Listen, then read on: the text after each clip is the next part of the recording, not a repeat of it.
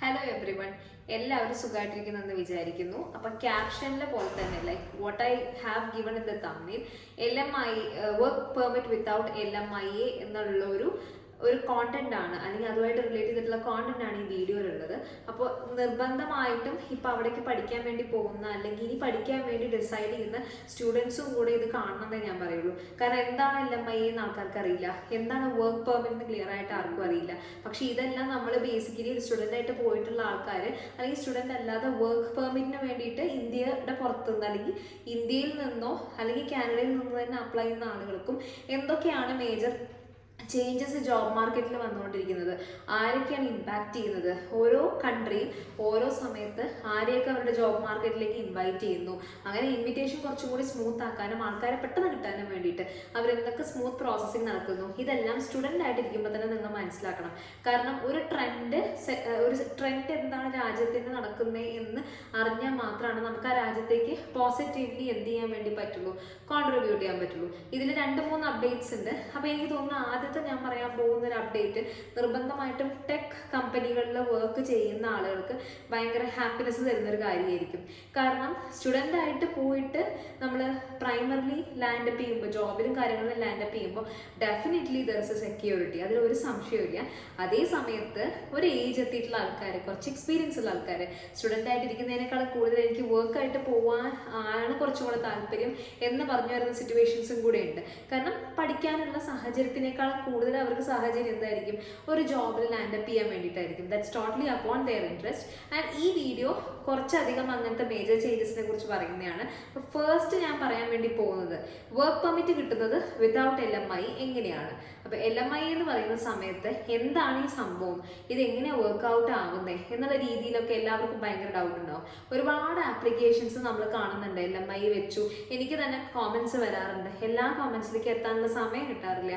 കാരണം LMI വെച്ചതാണ്, ഈ സമയത്ത് വെച്ചതാ, നമ്മുടെ 2 ഫ്രണ്ട്സിന് കിട്ടി എന്നൊക്കെ പറഞ്ഞിട്ട്. ആക്ച്വലി ഒരു എംപ്ലോയർ നിങ്ങളെ ജോബിന് വേണ്ടി ഇൻവൈറ്റ് ചെയ്യാൻ പോകുന്ന ഒരു സ്ട്രീം ലൈൻ പോലെയാണ് LMI നിൽക്കുന്നത്. അതായത് കാനഡയിലുള്ള ഒരു എംപ്ലോയർ നിങ്ങൾക്ക് ഒരു ഇൻവിറ്റേഷൻ അയക്കുകയാണ്, ഈ ജോലിക്ക് ഈ സമയത്ത് നിങ്ങൾക്ക് ഓഫർ ലെറ്റർ തന്നിരിക്കുന്നു, നിങ്ങൾക്ക് ലാൻഡപ്പ് ചെയ്യാം എന്നുള്ള രീതിയിൽ.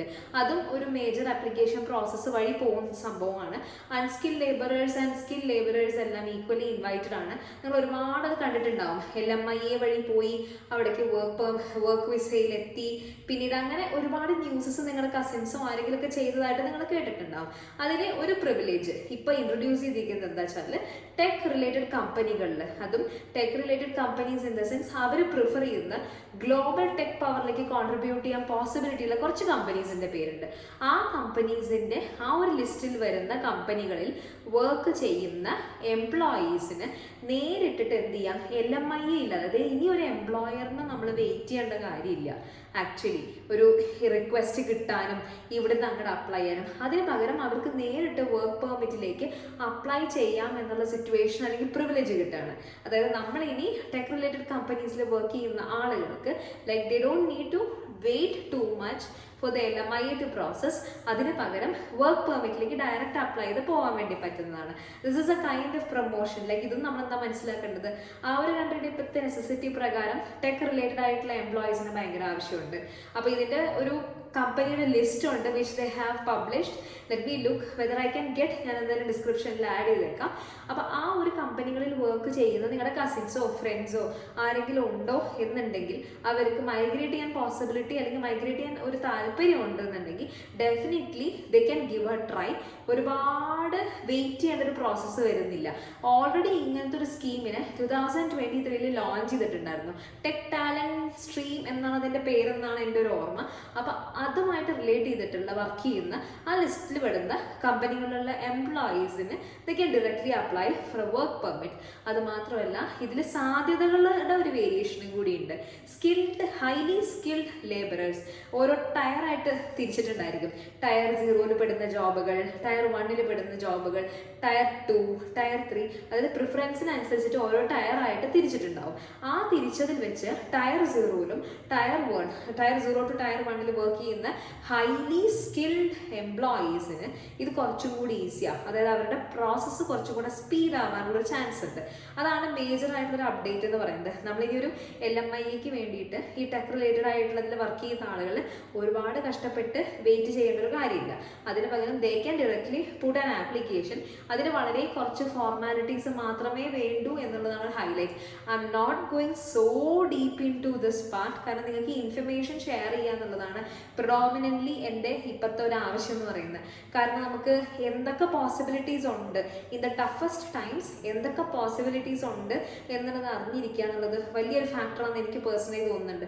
അറ്റ്ലീസ്റ്റ് ടെക് റിലേറ്റഡ് എംപ്ലോയീസിനെ ഫേവർ ചെയ്യുന്ന തരത്തിലുള്ളൊരു കാര്യമാണെങ്കിൽ പോലും ഇതിൽ നിന്ന് നമുക്കൊരു കാര്യം മനസ്സിലാക്കാം. ചില സമയങ്ങളിൽ ചില ജോലികൾക്ക് എന്തുണ്ട്, പ്രിഫറൻസസ് കിട്ടുന്നുണ്ട് ആ ജോബ് മാർക്കറ്റിനനുസരിച്ച്. അപ്പോൾ ആ കറക്റ്റ് ഓപ്പർച്യൂണിറ്റി നല്ല രീതിയിൽ ഇവരുടെ വെബ്സൈറ്റ് നോക്കി അലേർട്ടായി, നല്ല പൊട്ടൻഷ്യൽ ഉള്ള ചാനൽസ് നോക്കി അലേർട്ടായി മനസ്സിലാക്കുക. ആ റൈറ്റ് ടൈമിൽ നിങ്ങളുടെ ആപ്ലിക്കേഷൻ പുഷ് ചെയ്യാം. അങ്ങനെ ഇപ്പോൾ റൈറ്റ് ടൈമിൽ ആപ്ലിക്കേഷൻ പുഷ് ചെയ്യാൻ ഏറ്റവും കൂടുതൽ ഓപ്പർച്യൂണിറ്റി ഉള്ളത് ഈ ടെക് റിലേറ്റഡ് കമ്പനീസിൽ വർക്ക് ചെയ്യുന്ന ആളുകൾക്കാണ്. അപ്പോൾ ആ ഗ്ലോബൽ ടെക് പവർ ലീഡേഴ്സിൻ്റെ ഗ്രൂപ്പിൻ്റെ ലിസ്റ്റ് കളക്ട് ചെയ്യുക. നിങ്ങൾ അതിൽ വർക്ക് ചെയ്യുന്ന ആളാണോ എന്ന് നോക്കുക, ഡയറക്ട്ലി അപ്ലൈ. അതിൽ വേറൊരു കാര്യമുണ്ട്, ഇൻസൈഡ് ഇന്ത്യയിൽ ഉള്ള ആൾക്കാർക്കും അപ്ലൈ ചെയ്യാം ഡയറക്ട്ലി, കാനഡയിൽ ആ കമ്പനികളിൽ വർക്ക് ചെയ്യുന്ന ആൾക്കാർക്കും ഡയറക്ട്ലി അതിൽ മൂവ് ചെയ്യാൻ വേണ്ടി പറ്റും. ഈ ഓപ്പർച്യൂണിറ്റി നിങ്ങൾ അറിയാതെ പോകരുത്. ഇൻ ഡെപ്ത് ഡീറ്റെയിൽസിനെ കുറിച്ച് ഞാൻ പോവാത്തത് എന്താ വെച്ചാൽ എനിക്ക് 2 മേജർ അപ്ഡേറ്റ്സും കൂടെ പറയാനുണ്ട്, അതുകൊണ്ടാണ്. അടുത്തത് കാനഡയിൽ നടന്നിട്ടുള്ള ഭയങ്കര പോസിറ്റീവായിട്ടുള്ള നല്ലൊരു ഗ്രീൻ ഫ്ലാഗ് കിട്ടിയിട്ടുള്ള ഒരു ലോ സിറ്റുവേഷനെ കുറിച്ചിട്ടാണ്. അതായത് ക്യൂബക് കോർട്ടിൽ ഒരു വർക്കർ ക്ലോസ്ഡ് വർക്ക് പെർമിറ്റിൽ കാനഡയിൽ എത്തിയിട്ടുള്ള വർക്ക്. ഇവിടെയാണ് നിങ്ങൾ മനസ്സിലാക്കേണ്ടത് ക്ലോസ്ഡ് വർക്ക് പെർമിറ്റും ഓപ്പൺ വർക്ക് പെർമിറ്റും എന്താണെന്ന് നിങ്ങൾ ബേസിക്കലി ഒന്ന് മനസ്സിലാക്കുക. ഓപ്പൺ വർക്ക് പെർമിറ്റിൽ പോകുന്ന ആൾക്കാർ ആരൊക്കെയാണ്? നമ്മുടെ സ്റ്റുഡൻറ്റ് സ്പൗസായിട്ട് പോകുമല്ലോ, അതായത് സ്റ്റുഡൻറ്റിൻ്റെ കൂടെ സ്പൗസ് അക്കമ്പനി ചെയ്യുമ്പോൾ ആ പുള്ളിക്ക് അടിച്ചു കിട്ടുന്നത് ഓപ്പൺ വർക്ക് പെർമിറ്റാണ്. എന്തുകൊണ്ടാണ് ഓപ്പൺ വർക്ക് പെർമിറ്റ് ആവുന്നത്? കാരണം എന്താ വെച്ചാൽ ഈ സ്റ്റുഡൻറ്റിൻ്റെ കൂടെ പോകുന്ന സ്പൗസിന് ഏത് എംപ്ലോയറിൻ്റെ കീഴിൽ വേണമെങ്കിലും വർക്ക് ചെയ്യാം കാനഡയിൽ എന്നുള്ള ഒരു പ്രിവിലേജ് ഉണ്ട്. അതായത് ഒരു പ്രത്യേക ജോലിയുടെ ഓഫർ ലെറ്റർ കിട്ടിയിട്ട് അവിടെ എത്തുന്ന ഒരാളല്ല, അവിടെ എത്തിപ്പെടുന്ന ഒരാളാണ്. അയാൾക്ക് എന്ത് ചെയ്യാം, കാനഡയുടെ ഉള്ളിലുള്ള ഏത് എംപ്ലോയറിൻ്റെ കീഴിലും വർക്ക് ചെയ്യുക എന്നുള്ളൊരു പ്രിവിലേജ് ഉണ്ട്. അതാണ് ഓപ്പൺ വർക്ക് പെർമിറ്റ് എന്ന് പറയുന്നത്. ക്ലോസ്ഡ് വർക്ക് പെർമിറ്റ് എന്ന് പറയുന്ന സമയത്ത് ഒരു പ്രത്യേക എംപ്ലോയറിൻ്റെ ഓഫർ ലെറ്റർ കൊണ്ടും, ഇപ്പോൾ നമ്മൾ LMIയുടെ കേസ് പറഞ്ഞല്ലോ, അങ്ങനെ പ്രത്യേക എംപ്ലോയറിൻ്റെ ഓഫർ ലെറ്റർ കൊണ്ടും NOCയും കൊണ്ടൊക്കെ ആയിരിക്കും, നോ ഒബ്ജെക്ഷൻ സർട്ടിഫിക്കറ്റ്, അതുകൊണ്ടൊക്കെ ആയിരിക്കും ഇവർ കാനഡയിൽ എത്തുന്നുണ്ടാവുക. അതുകൊണ്ട് തന്നെ അവർക്ക് നല്ല റെസ്ട്രിക്ഷൻ ഉണ്ടാവും. അതായത് ഈ ജോബിൽ നിന്ന് അടുത്ത ജോബിലേക്ക് മാറാൻ വേണ്ടിയിട്ട് ഒരാളുടെ കീഴിൽ വന്ന ആളായതുകൊണ്ട് അയാളുടെ കീഴിൽ തന്നെ നിൽക്കണം എന്നുള്ള ഒരു കണ്ടീഷൻ എന്തായാലും ഡെഫിനറ്റ്ലി ഉണ്ടാവുമല്ലോ. അതാണ് ക്ലോസ്ഡ് വർക്ക് പെർമിറ്റിൽ പോകുന്ന ആളെന്ന് പറയുന്നത്. അതുപോലെ തന്നെ ക്യൂബക് കോർട്ടിൽ I don't know from where that worker is from എന്തായാലും ഇന്ത്യ അല്ലെന്ന് തോന്നുന്നു. അപ്പോൾ ഒരു വർക്കർ ഒരു കേസ് ഫയൽ ചെയ്തിരുന്നു. അതായത് അയാൾ ഒരു പ്രത്യേക സാഹചര്യത്തിൽ ഒരു ടൈമിൽ ക്ലോസ്ഡ് വർക്ക് പെർമിറ്റിൽ ഒരു എംപ്ലോയറിൻ്റെ അടുത്ത് എത്തിയതാണ്. ആ ജോലി തന്നെയാണ് കണ്ടിന്യൂസ് ആയിട്ട് ചെയ്തുകൊണ്ടിരിക്കുന്നത്.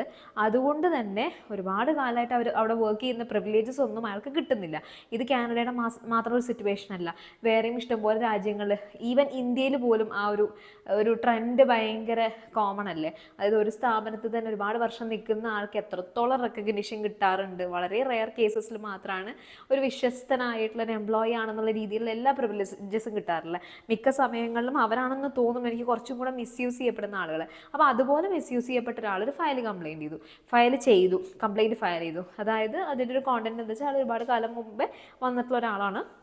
അപ്പോൾ അയാൾക്ക് റേസിസത്തിൻ്റെ പേരിലാണെങ്കിലും ജെൻഡറിൻ്റെ പേരിലാണെങ്കിലും വേജസ് ഇപ്പോഴും ഏകദേശം ആ ഒരു വേജ് തന്നെ ഇമ്പ്രൂവ്മെൻറ്റ്സ് ഇല്ലാതാണ് നിൽക്കുന്നത് എന്നുള്ളൊരു സിറ്റുവേഷൻ അയാൾ ക്യൂബക്കിൽ പറഞ്ഞു. അപ്പോൾ ഏത് കോർട്ടിലാണെങ്കിലും നമ്മളൊരു കേസ് പ്രസൻറ്റ് ചെയ്തിട്ടുണ്ടെന്നുണ്ടെങ്കിൽ അത് ആ കോർട്ടിനും കൂടെ അപ്പീലിംഗ് ആയിട്ട് തോന്നുമ്പോഴല്ലേ മുന്നോട്ട് പോവുക.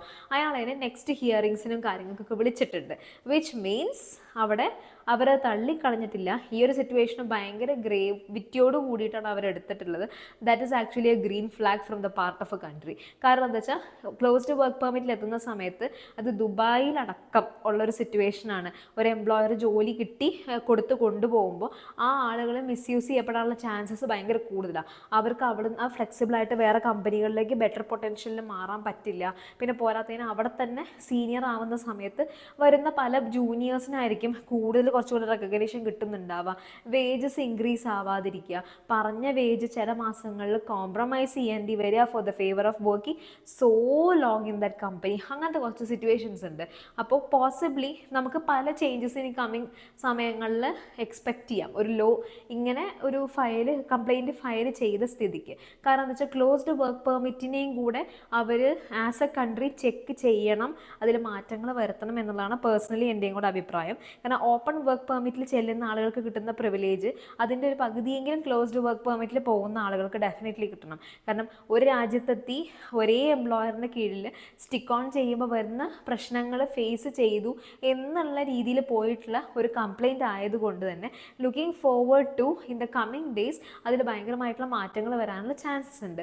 ഹിയറിങ്സിൽ വരുന്ന റിസൾട്ട്സ് പോസിറ്റീവ് ആവട്ടെ, അതായത് ക്ലോസ്ഡ് വർക്ക് പെർമിറ്റിൽ എന്നും നിൽക്കാതെ അതൊരു ഓപ്പൺ വർക്ക് പെർമിറ്റിലേക്കും കൂടുതലായിട്ടുള്ള ചാൻസസ് കൊണ്ടുവരാനും ഉള്ള ഒരു എക്സ്പോഷർ അല്ലെങ്കിൽ ഒരു ഓപ്പർച്യൂണിറ്റി ആവട്ടെ ഈ കേസിൻ്റെ ഹിയറിംഗ് എന്ന് വിചാരിക്കുന്നു. ഈ രണ്ടെണ്ണമാണ് മേജർ ചേഞ്ചസ്. ഈ രണ്ട് ചേഞ്ചസ് എനിക്ക് ഭയങ്കരമായിട്ട് ഒരു വീഡിയോ ഇട്ടിട്ട് പറയണം തോന്നാൻ കാരണം എന്താ വെച്ചാൽ നമ്മളെ ഒരുപാട് പോസിബിലിറ്റീസും ഉണ്ട്. ഇതേ കാര്യം തന്നെ അയർലൻഡും ജർമ്മനിയിലൊക്കെ നടക്കുന്നുണ്ട്. പക്ഷെ നമ്മൾ അതിനെക്കുറിച്ച് നോട്ടിഫൈഡ് അല്ല. കാരണം നോട്ടിഫൈഡ് അല്ലാത്ത എന്താ വെച്ചാൽ പ്രശ്നങ്ങളാണ് ഏറ്റവും കൂടുതൽ ഹൈലൈറ്റ് ചെയ്യപ്പെടുന്നത്. എന്തൊക്കെ മാറ്റങ്ങൾ വരുന്നു, എങ്ങനെയൊക്കെ നമ്മളത് നെഗറ്റീവ്ലി ഇമ്പാക്റ്റ് ചെയ്യുന്നു. പക്ഷേ ഇങ്ങനെ കുറച്ച് പോസിബിലിറ്റീസ് ഉണ്ട്. ഒരുപാട് PR എൻട്രീസ് വരുന്നുണ്ട്, ഒരുപാട് എക്സ്പ്രസ് എൻട്രി ഡ്രോസ് വരുന്നുണ്ട്, ഏതൊക്കെ ഫീൽഡുകൾക്ക് ഒരുപാട് കോഴ്സസ് പുതിയത് ഇൻട്രൊഡ്യൂസ് ചെയ്യപ്പെടുന്നുണ്ട്. അപ്പോൾ ഇത്തരത്തിലുള്ള കാര്യങ്ങളും കൂടെ നമ്മൾ ഈക്വലി അപ്ഡേറ്റ് ആവുകയാണെന്നുണ്ടെങ്കിൽ വി ഡോണ്ട് ഫീൽ ലൈക്ക് നമുക്ക് എവിടെയും പോകാനില്ല എന്നുള്ള ടെൻഷൻ. അല്ലെങ്കിൽ കാനഡയിൽ ഇപ്പോൾ എൻ്റെ അടക്കം എനിക്ക് രാവിലെ ഒരു കനേഡിയൻ ടൈം നൈറ്റ് എന്ന് പറയുമ്പോൾ അറിയാമല്ലോ അതിൻ്റെ ഡിഫറൻസ് എത്രത്തോളം ഉണ്ടെന്ന്. ആ സമയത്ത് പോലും ഓരോ മാറ്റങ്ങളിൽ ഭയങ്കര പാനിക്കായിട്ട് പിള്ളേരുടെ മെസ്സേജസ് വരാറുണ്ട്. ആൻഡ് സാഡ്ലി സ്പീക്കിംഗ് IRCCയുടെ ലാംഗ്വേജ് ടെർമിനോളജി എന്ന് പറയുന്നത് ഡിഫറെൻ്റ് ആണ്. അത് പ്രോപ്പർലി ഇൻ്റർപ്രറ്റ് ചെയ്യാൻ ആളുകൾക്ക് പറ്റാതിരിക്കുമ്പോൾ അത് മിസ്ഇൻഫർമേഷൻ സ്പ്രെഡ് ചെയ്ത് പാനിക്കാവുന്നുള്ള സിറ്റുവേഷനും കൂടിയുണ്ട്. അപ്പോൾ ഇനി നെക്സ്റ്റ് വീഡിയോയിൽ വർക്ക് പെർമിറ്റിൽ വന്നിട്ടുള്ള കുറച്ച് ചേഞ്ചസിനെ കുറിച്ചിട്ടായിരിക്കും പറയുന്നുണ്ടാവുക. അതായത് ഇൻ്റർനാഷണൽ സ്റ്റുഡൻസിന് അവേഴ്സിൽ വ്യത്യാസം വന്നിട്ടുണ്ട്, കുറച്ച് പ്രോഗ്രാം ചേഞ്ചിൻ്റെ കാര്യങ്ങളിലൊക്കെ വ്യത്യാസം വന്നിട്ടുണ്ട്. അതെന്താണെന്നുള്ളതാണ് നാളെയുള്ള ഇൻ്റർവ്യൂവിൽ വരുന്നുണ്ടാവുക. ആൻഡ് ഈ വീഡിയോ കൈൻഡ് ഓഫ് നിങ്ങൾക്ക് രണ്ട് പോസിബിലിറ്റീസ് മനസ്സിലായെന്ന് ഞാൻ വിചാരിക്കുന്നു. എന്തെങ്കിലും ഡൗട്ട് ഉണ്ടെങ്കിൽ കമൻറ്റ് സെക്ഷനിൽ പറയാം. ഓറൽസ് ഡിസ്ക്രിപ്ഷനിൽ തന്നെ I have provided the details of contacting me also. You can do it in that perspective also. Thank you.